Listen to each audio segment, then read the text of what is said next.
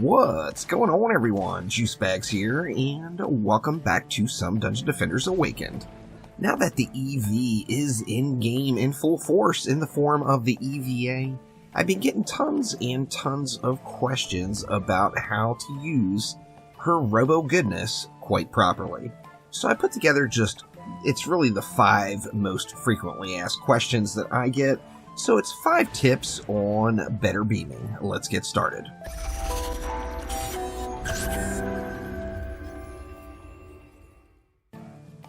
Now, first things first, this may seem obvious to some, it's not so much to others. Remember, it's just like the Squire. If you've got a Squire that builds walls and uses harpoons, you're going to want 2 different Squires. You're going to want one Squire that specializes in the Fortify stat, and you're going to want another Squire for the damage dealing stats, power, range, and rate. So it's always better to have 2 Squires, one for walls, and then one for your harpoons. Now, it's no different with the EV. You want to have 2 different EVs. You want to have one that specializes in Fortify, that has those nice big fatty walls, and then you can have another one that specializes in damage, as the walls are just not going to be the same. Here you see some differences.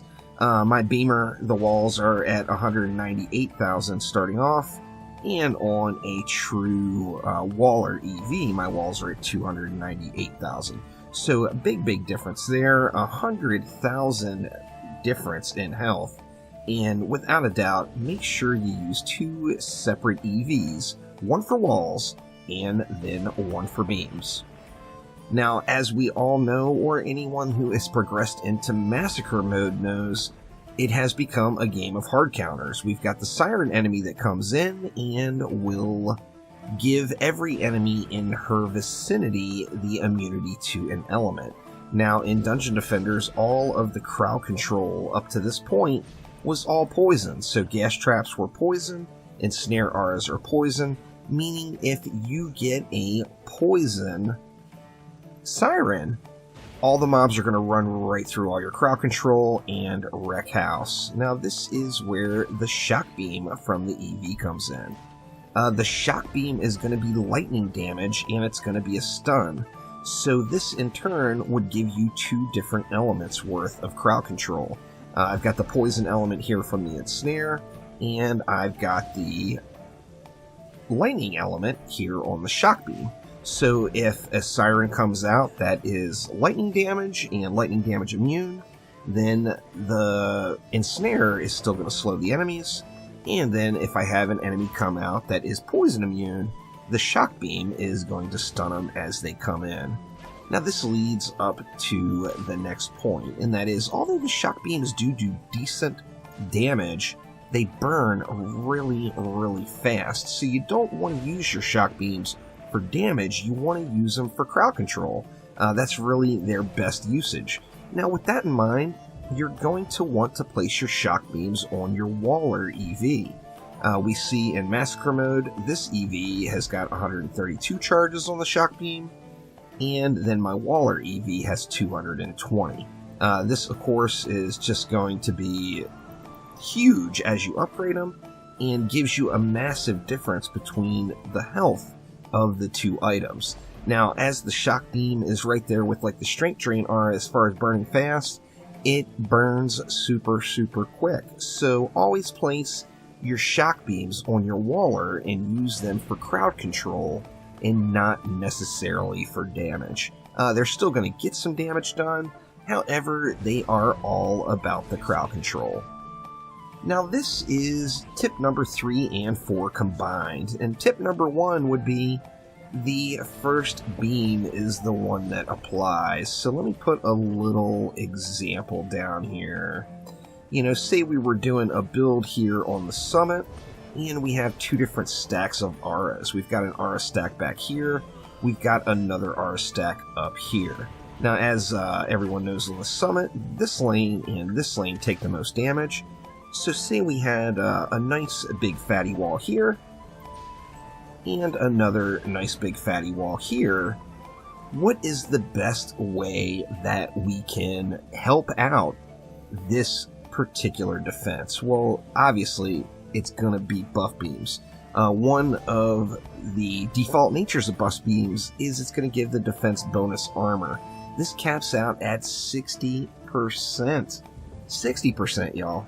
So if you place a buff beam on a wall, it is going to get damage reduction. What is better for a wall than damage reduction? Really, nothing that I can think of. And, as you upgrade your beam, you're going to get that armor percent all the way up to 60%, and that's where it caps out. Now, how this is an important tip is, say we've got that situation. Well, the amount of armor or bonus armor that a wall will give, or that a buff beam gives, is going to be dependent on your fortify stat. So you're always going to want to put down or get the most bonus armor as possible. However, remember that the one buff beam rule applies. So in this situation, remember I want to buff both of these auras with a DPS buff beam. So I can do that, say like this, and buff both sets of auras. And then coming down to this lane, that would allow me to put a buff beam down with my waller onto the walls to get that 60%.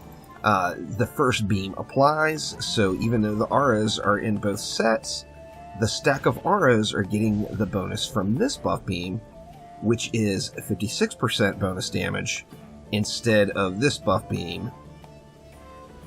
That one's fully upgraded. I was like, what? How is it more? Let me go ahead and upgrade this one too. So, okay, this one is at 78% bonus damage, and then this Waller buff beam would only be at 66% bonus damage. So only the first beam applies. So if you're in a situation where you want to use two different sets of beams, make sure your damaging beam is put down first to cover your damaging defenses, before you worry about your defensive buff beam. And then that brings us into the final point. As you start approaching endgame, you're going to want to have a little quality of life and not worry about the separate beams.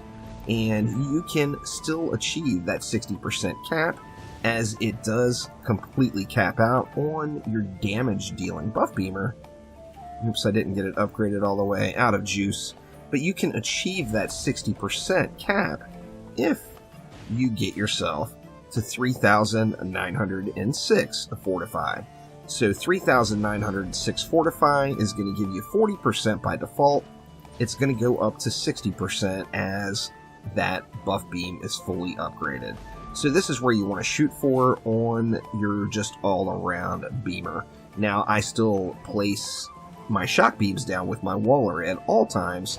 However, I now have the freedom where I can place any buff beams on walls with my regular damage dealer buff beamer, and I'm still going to achieve that 60% bonus cap. So if you have any questions about better beaming on the EVA, or just any little tips that I might have missed, make sure to let me know down in the comments below. But that will do it for this time. Thank you all so much for watching. Make sure to click that like button, please subscribe, and I will be back soon with some more Dungeon Defenders Awakened.